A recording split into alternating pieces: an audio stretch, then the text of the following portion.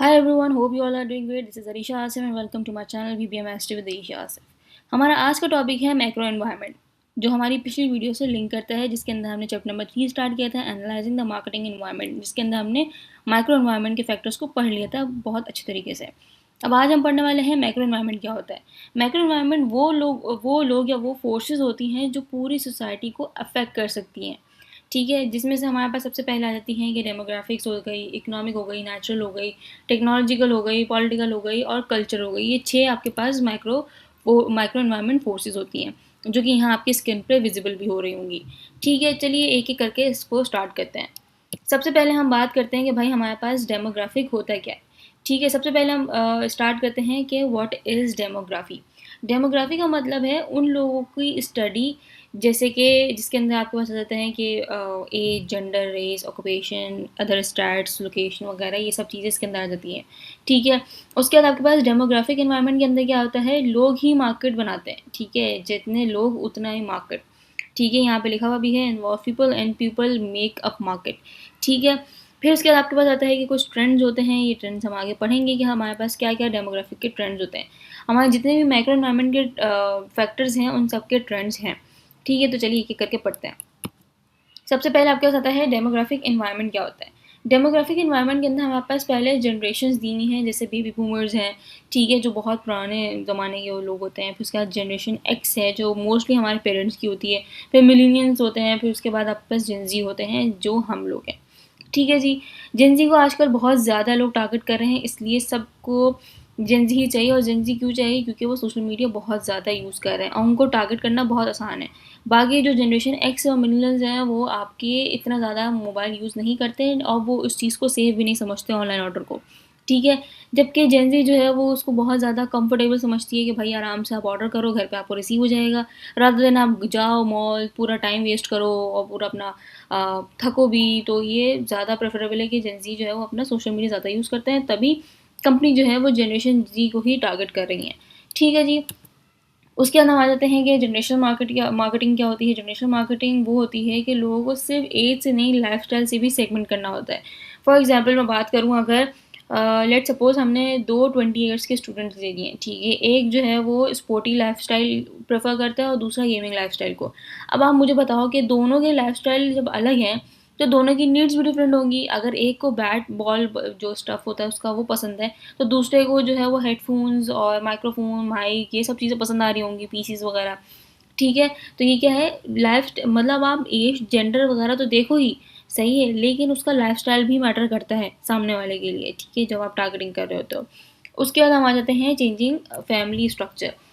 Changing family structure के अंदर हमारे पास मोस्टली ये बहुत देखा जा रहा है, जैसे कि फैमिली का स्ट्रक्चर चेंज हो रहा है। ठीक है, टू बी वेरी ऑनेस्ट, बहुत ज़्यादा फैमिली के स्ट्रक्चर चेंज हो रहे हैं। जैसे कि जो जॉइंट फैमिली हुआ करती थी पहले, अब वो न्यूक्लियर फैमिली के अंदर कन्वर्ट हो रही है, जिससे क्या हमारे पास इम्पैक्ट पड़ रहा है कि लोग जो है वो स्मॉल हाउस प्रेफर कर रहे हैं। वरना पहले वो लोग होती नहीं भाई, हवेलियाँ ववेलियाँ, उसके अंदर आराम से लोग रह रहे होते थे।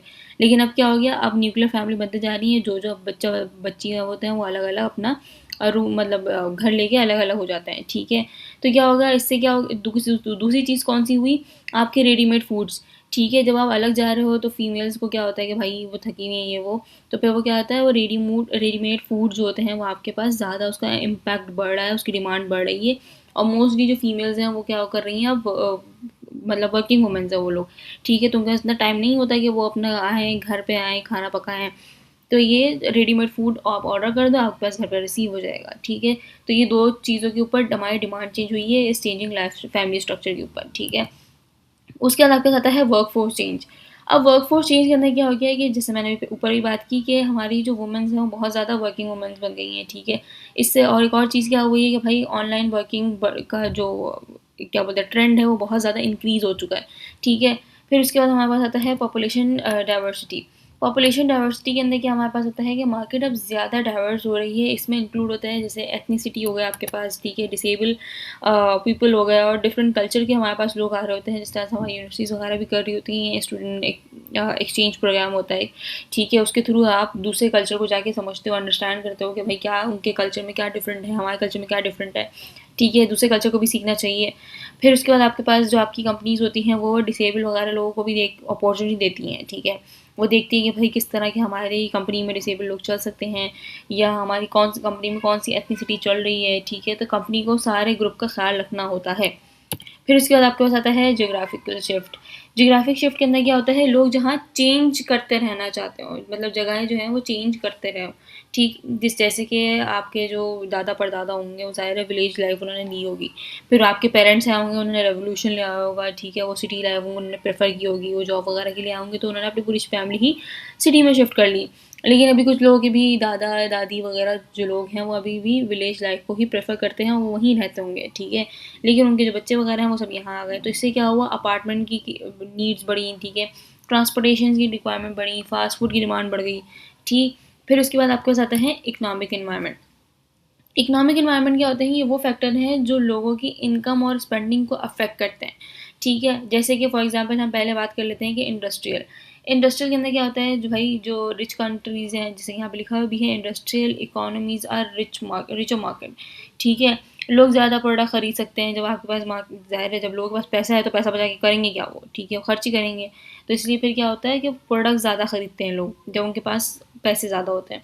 तो उसके बाद सब्सिस्टेंस इकोनॉमी, इसके अंदर क्या होता है कि लोग अपनी बेसिक नीड्स को पूरी करते हैं, ठीक है, जो उनका नॉर्मल होता है ना। जैसे कि अगर मैं विलेज लाइफ की बात करूँ तो उसके अंदर क्या उनको खाना ही मिल जाए, उनके जो खेत का होता है वही उनके लिए बड़ी अच्छी चीज़ है, ठीक है। यहाँ लिखा हुआ भी है subsistence economy consume most of their own agriculture and industrial output, वही बात, ठीक है, कि आप अपने ही खेती का खाना खा रहे हो तो वो आपकी बेसिक नीड्स के अंदर आपकी वो सब्सिस्टेंस इकोनॉमी आ जाएगी। फिर उसके बाद आपके पास आ गया है कि डेवलपिंग इकोनॉमीज़। डेवलपिंग इकोनॉमीज़ के अंदर सबसे पहला नाम आपके पास आ जाता है पाकिस्तान।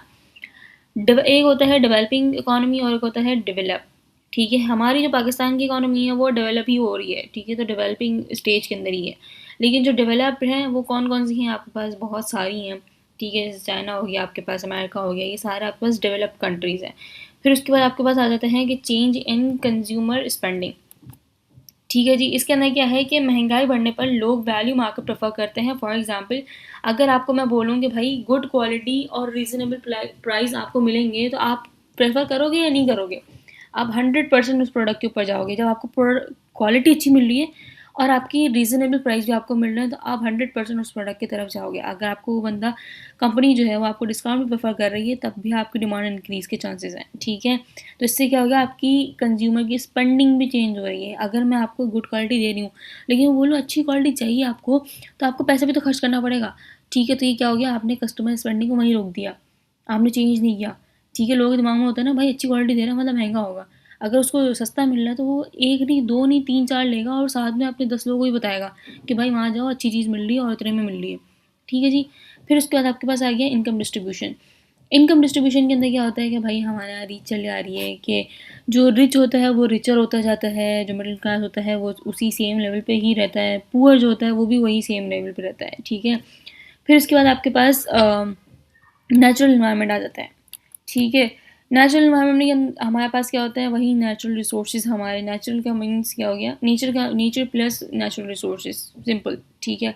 कोई ज़्यादा कॉम्प्लिकेटेड नहीं करना, जिसके अंदर आपके पास वही वाटर एयर और रॉ मटेरियल्स वगैरह आ जाते हैं, ठीक। उसके बाद आपके पास इसके अंदर भी कुछ ट्रेंड्स होते हैं। ट्रेंड्स के अंदर क्या क्या आ जाते हैं कि आपके पास सबसे पहला होता है रॉ मटेरियल शॉर्टेज, जो हमारे पाकिस्तान में भी फ़िलहाल, पाकिस्तान में नहीं ओवरऑल बात की जाए तो पेट्रोल बहुत महंगा हो गया है, ठीक है। तो ये क्या हो गया, रॉ मटेरियल की शॉर्टेज हो गई हमारे पास। पे इंक्रीज पॉपुलेशन के अंदर हमारे पास क्या है कि भाई जब फैक्ट्रीज पोल्यूशन सॉरी ठीक है, जब हमारी फैक्ट्रीज जो हैं वो ज़ाहिर है मैन्युफैक्चर करती हैं तो उससे कुछ आपका क्या बोलते हैं धुआं वगैरह भी जनरेट हो रहा होता है, तो फिर वो क्या होता है वो हमारे पोल्यूशन को अफेक्ट कर रहा होता है। फिर उसके बाद आपके पास आ गया जो हमारे नेचर को अफेक्ट भी कर रहा होता है। उसके बाद आपके पास आ गया इंक्रीज गवर्नमेंट इंटरवेंशन, जिसके अंदर आपके पास क्या है कि गवर्नमेंट रूल्स बनाती है कि भाई पोल्यूशन ना करें, उसको कंट्रोल किया जाए। फिर उसके बाद आपके पास आता है इन्वायरमेंटल सस्टेनेबिलिटी, ऐसी स्ट्रेटजी यूज़ करनी चाहिए जो नेचर को कम हार्मफुल करे, ठीक है। ये हमसे बोलते हैं लेकिन हमारी कोई भी कंपनीज एज सच को इसको फॉलो नहीं करती, मोस्टली कंपनीज करती हैं, ठीक है, लेकिन फिर भी साइड में उनका अपना वही काम चल रहा होता है, वो फिर भी कहीं ना कहीं किसी न किसी तरह से हमारे पॉल्यूशन को अफेक्ट कर रही होती ही है, ठीक है। वो साथ में अपने कोई और प्रोग्राम्स वगैरह निकाल देते हैं ताकि लोगों का दिमाग उस पर डाइवर्ट हो जाए, बट अल्टीमेटली कुछ ना कुछ तो हो ही रहा होता है, ठीक है। तो ये एक स्ट्रैटेजी यूज़ की जाती है कि भाई आप जो है वो पॉलीथीन बैग यूज़ ना करो, रीयूजेबल बैग यूज़ करो, सोलर एनर्जी यूज़ करो, ठीक है। तो ये कुछ हमारे पास कुछ ट्रेंड्स हैं जो नेचुरल रिसोर्सेज के अंदर, नेचुरल इन्वायरमेंट के अंदर आते हैं। ठीक है। उसके बाद आपके पास आता है इन्वायरमेंटल, टेक्नोलॉजिकल और इन्वायरमेंटल। ठीक है। जिसके अंदर आपके पास आ जाता है कि भाई टेक्नोलॉजी मार्केट प्लेस को सबसे फास्ट चेंज करती है। ठीक है।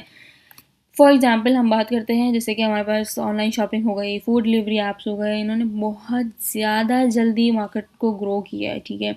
बहुत ज़्यादा लोग उसके ऊपर शिफ्ट हो गए हैं बहुत जल्दी। ठीक है जी। फिर उसके बाद आपके पास आ गया इसके अंदर सबसे पहले आता है कि भाई सेफ्टी कंसर्न होते हैं लोगों को कि न्यू टेक्नोलॉजी में सेफ्टी है नहीं है। ठीक है। इसके ऊपर होता है कि जैसे भी इलेक्ट्रिक व्हीकल्स वगैरह आ गई हैं तो उसको सेफ्टी टेस्टिंग भी वगैरह भी की जा रही है। ठीक है। उसके बाद आपके साथ गया political and social environment. Political and social environment के अंदर आपके पास आ जाता है कि भाई गवर्नमेंट लॉज और एथिक्स बिजनेस को कंट्रोल करते हैं। For example law protection. Law protection किस तरह से कंपनी लॉ प्रोटेक्ट किस तरह से करती है कि फॉर एग्जांपल कंपनी दूसरी कंपनी से प्रोटेक्ट कर रही होती है, कंज्यूमर्स को फ्रॉड से प्रोटेक्ट कर रही होती है, सोसाइटी को हार्मफुल प्रैक्टिसेस से प्रोटेक्ट कर रही होती है। तो हमारे पास बहुत से लॉज होते हैं वो हमें प्रोटेक्शन भी दे रहे होते हैं। ठीक है। फिर उसके बाद आपके पास आता है एथिक्स एंड सोशल रिस्पॉन्सिबिलिटी, जिसके अंदर कंपनी को ऑनेस्ट होना चाहिए अपनी प्रोडक्ट के। ये नहीं कि एक्सपायर प्रोडक्ट है आप सच बोल के उनको झूठ बोल के आप उनको बेच दो। ठीक है। जब कंपनी को पता चलेगा तो ज़ाहिर है वो गलत होगा। ठीक। फिर उसके बाद आपके पास आ गया कॉज रिलेटेड मार्केटिंग। ये मोस्ट इंपॉर्टेंट है, ये याद रखिएगा, ये इन फ्यूचर भी आपके लिए इंपॉर्टेंट होगा। इंटरव्यूज़ वगैरह में पूछा जाता है कि कॉज रिलेटेड मार्केटिंग क्या है। तो कंपनी सोशल कॉज सपोर्ट करती है। ठीक है। जो भी चल रहा होगा जैसे चैरिटी कैंपेन हो गई। ठीक है। और भी जितने भी हमारे सोशल कॉज जो है ना उनके रिलेटेड उनको सॉल्व करने के लिए जो हमारी कंपनी काम कर रही होती है उसको कॉज रिलेटेड मार्केटिंग कहा जाता है। उसके बाद हमारे पास लास्ट रह गया कल्चरल इन्वायरमेंट।